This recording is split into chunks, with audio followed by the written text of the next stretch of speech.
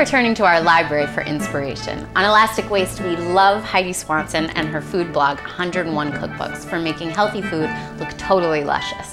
So naturally, we love her new cookbook, Super Natural Cooking. Today we're gonna turn to it for a spring recipe.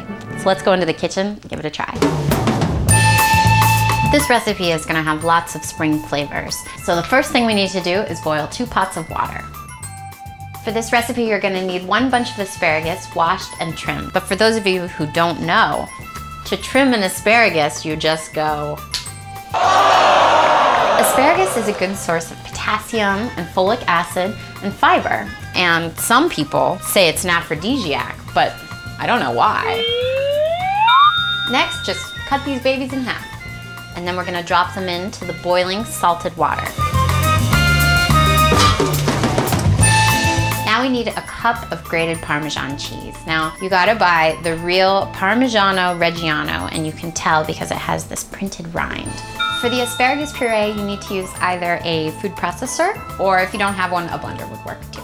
Add the asparagus, 2 cloves of garlic, 3 handfuls of baby spinach, 3/4 a cup of toasted pine nuts, and the Parmesan. We've given the vegetables a little chop, but now with the motor running, we're gonna add 1/4 cup of olive oil. Once the asparagus puree is the consistency of loose pesto, you wanna add the juice of half a lemon and half a teaspoon of salt. Let's give that a blitz. All mixed up, ready to go. Okay, so the pesto's done.